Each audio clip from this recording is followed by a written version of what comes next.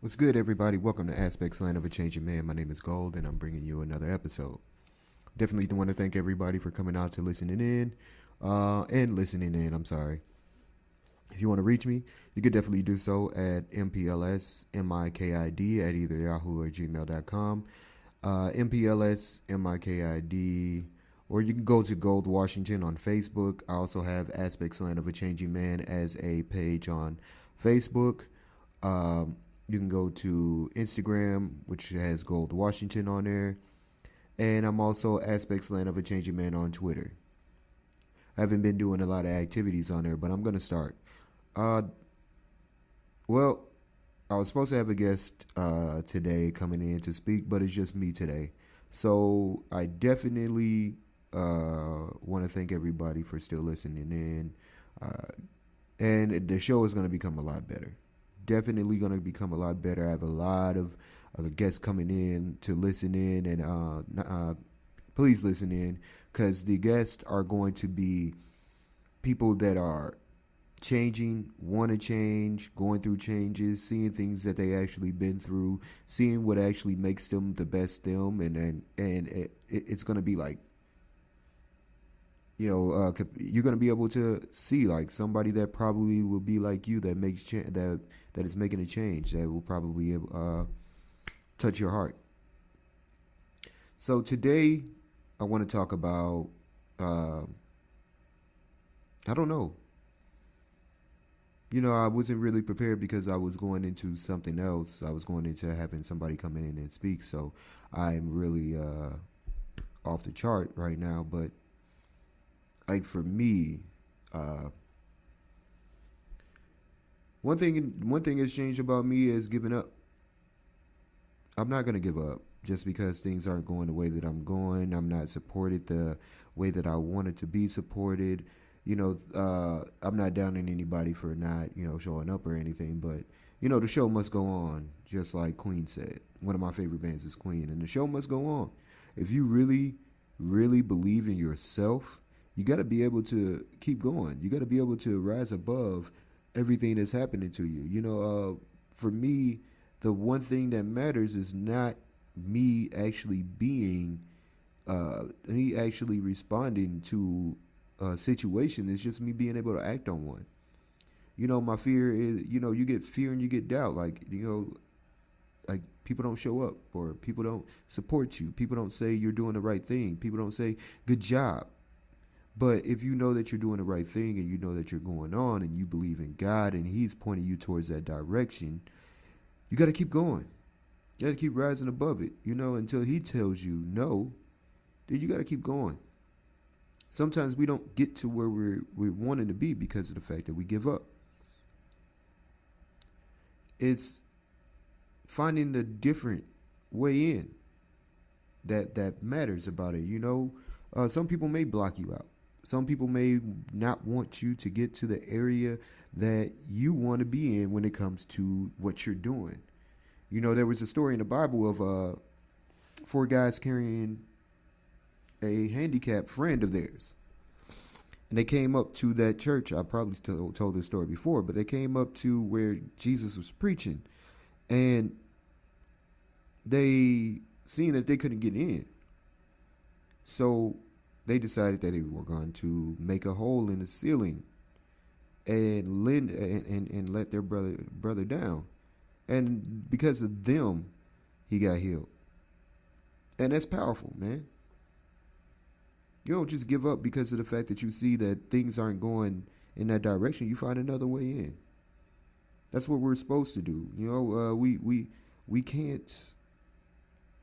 When you're in a relationship with a person and they're not letting you in they're not letting you in the same way that you got in the last time. You got to use your talents, what you know.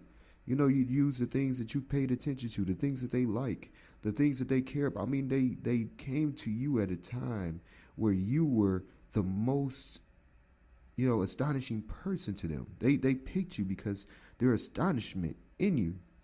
And the one thing about that is that we forget that so much that we don't start over and become that person again. We become so comfortable in being the person that we we have become that the way that we started off might be the person to go back to, so you could be at the beginning. You could start it all over again. You know, it's a lot of transformation. When you transform, you have to really go to do it the right way. You have to go down to the root of the problem and get that out so that you can replant something good in that garden. And that's just, and that goes for the traits that we have. You know, the things that we've done in our lives. So when it comes to a relationship, when you were writing poems and saying things like she's beautiful, and you were you were showing off, showing her off to the world, and you don't do that anymore. Maybe you should go back to that. Start at the beginning. There was a pastor that was talking about it. I forget who it was, but he was talking about it. You don't end it. You just start all over. You go back to the honeymoon phase. That's what we started off with. Even in regular dating, you go back to the start of the problem. The root of the problem is that I'm not doing things that she finds as amazing anymore. So I gotta find what's amazing to her now, and become that. Restart that rekindle that fire all over again. Become that person. If I'm not, every day I wake up in the morning and, I may make mistakes in the morning that I try to start my day off the best way that I can. I wake up and I pray. I wake up and I get ready and I go work out. I wake up and I try to plan what I'm doing for the day. And it's recreating myself every day so that I'm able to do better.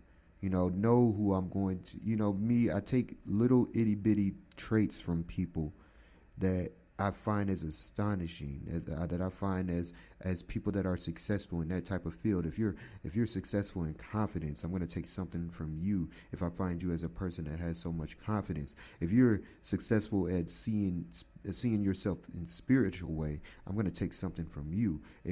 I have to, so that I'm able to create who I want to be. I'm not taking their whole personality. I'm just taking a little part of who they are, so that I can take that problem that I'm having, take it out, and put something in there that's going to grow into me becoming the ultimate person.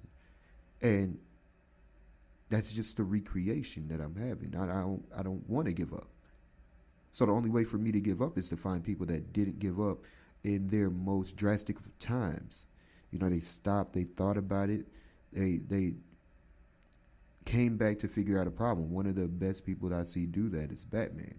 And you might say he's not real, but prep time is his power.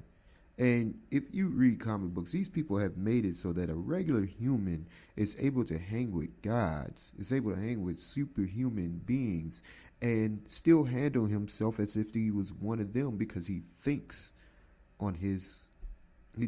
in faster than everybody else. If you compare, this isn't real, but to me, DC is real life. It's like they realistically think about how they're using these people. And the one thing is that you have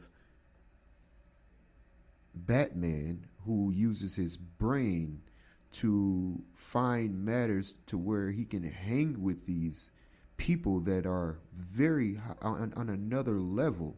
He uses his brain to figure out little lines where he's important, he's needed, he's valuable in situations where people are superhumanly fast, they're extra strong, they shoot things from their eyes and their eyes and their hands. They can fly. And he finds ways to where he's still needed. He's still valuable. To me, if you're able to do that, you are amazing. So that's one thing I've been taking. Like, how do I find myself to be valuable with people that are on a higher level than me? They may be way more intelligent than me in this field, or you may have way more money than me, or any situation. How can I find myself to still be valuable if I don't have those same type of tools that you have? That's the fun in life, because you could be competitive. You could be very. I think that if you look at superhumans, they're all competitive. Some of them are competitive in a way where I'm doing this and I'm doing that.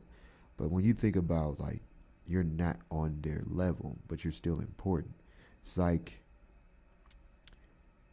somebody like Larry Bird making himself valuable in the NBA, when the NBA is like, man, everybody is so athletic that is a superstar, and he still found a way, not being the fastest player, being one of the slowest players, not being able to jump off the ground, like leap as high as everybody else.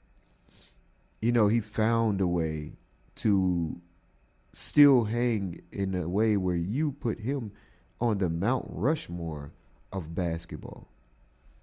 And that's incredible for you to be able to do that.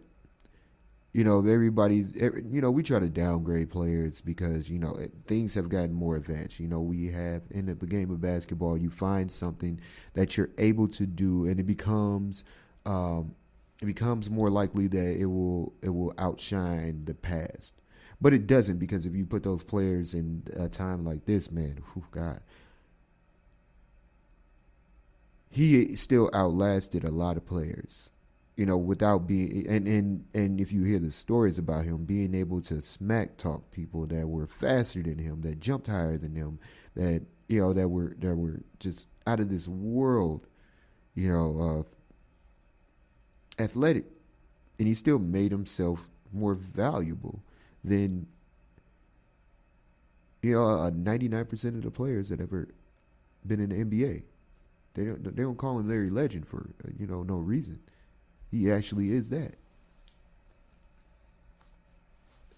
But he could have looked at himself and said, you know what, I'm not as fast as everybody. I'm not as quick as everybody. Man, maybe this is not the league for me. And he didn't say that. I was watching a documentary on, Larry Bird and Magic Johnson, and they were saying when Magic Johnson made a pass, Larry Bird came down and made the same type of pass. Magic Johnson came down and made like a shot that was incredible. So did Larry Bird. He didn't, you got to see yourself in the light. You got to get to know yourself so that you're able to know the things that you need to know to continue. It's the hardest thing about life is being able to find out the situations to get you from level A to level B. After you see level B, you'll start seeing how to get to B, to C, to D, to E, to F, to G, and all the way past that, because you've beaten that hard zone, which is seeing the truth. Once you see that truth, then you're able to get to where you are. You can, it might be B to C, because once you get from A to B, figuring out, the best parts of you. Now it's like, okay, now I got to figure out how to get from B to C. And once you get from B to C, then everything becomes the light. Like, yeah, okay, now I figured out that I'm good at this, I'm good at that. Or, now it's time to figure out how to put everything together. When it comes to that pressure point, when I'm about to quit, how do I put everything together to where I can't quit? It's like not being able to fly. Oh, do I quit because I'm not able to fly when there's planes? Or, I can run where people can't fly at. Can I, I'm just as fast as them. Do I quit? No. I'm very intelligent. I can get there on a computer faster than they can get there in real life. So let me go ahead and see what they actually are going to go to. so that they, it's finding yourself to be valuable in a place where people might see you as something that, oh, because he can't do this, we might not, no, you need me. Let me go ahead and show you that you need me. It's, when you're like in a relationship with somebody, but you don't make a lot of money. You don't make a lot of money, but you find ways to be valuable. If you know how to fix a car, you know how to paint, you're good with, communication. You're good at cleaning. When they're tired, you're good at massages, or, when it's tough for them to go through life, you're the one that motivates them and keeps them going.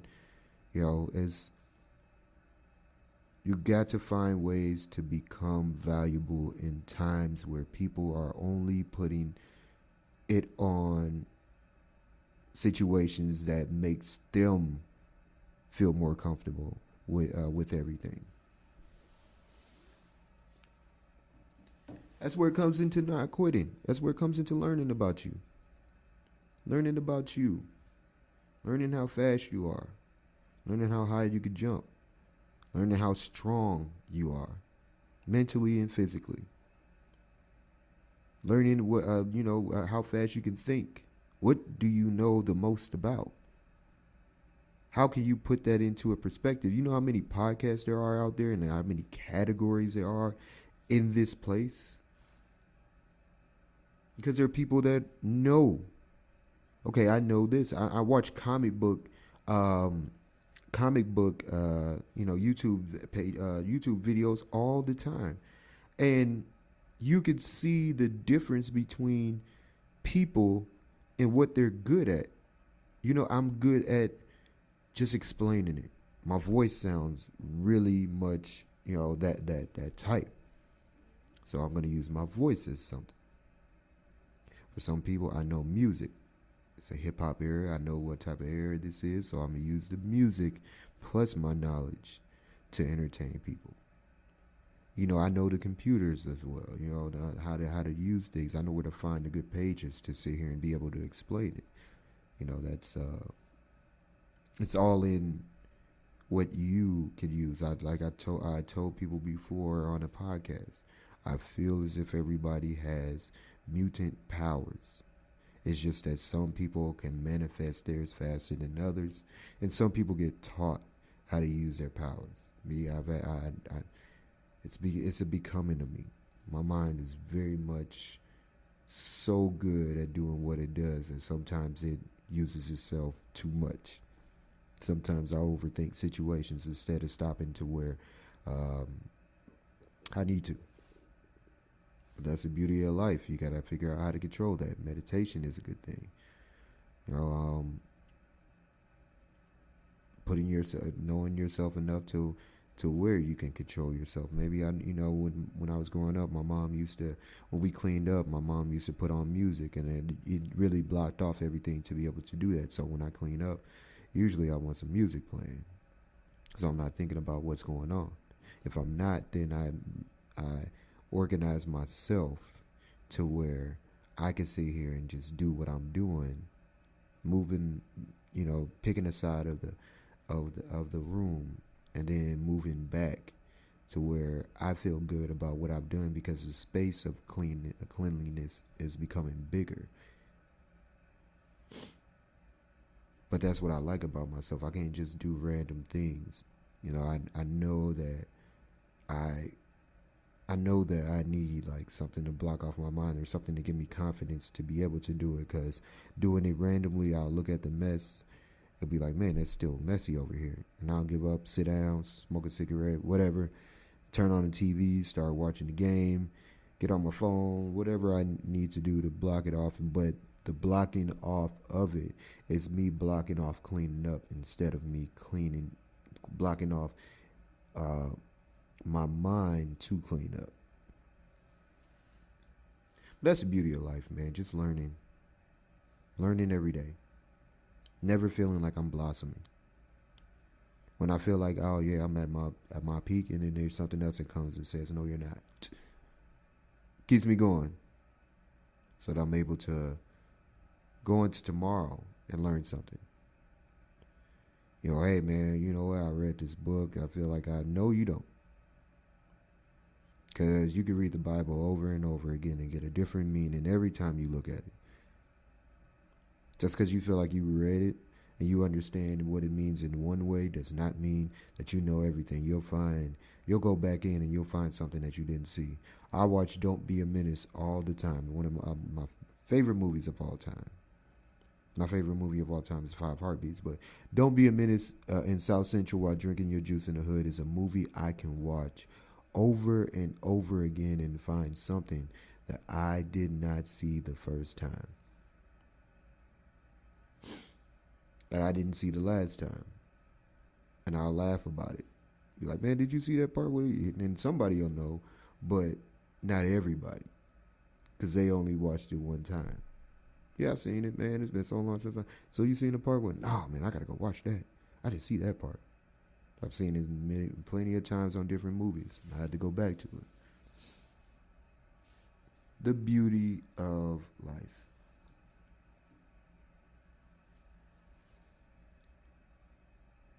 I don't know. I like those long pauses. I don't know why I do them. It's like I'm thinking, or say y'all waiting for something, but no, it's just me trying to be more amazing. But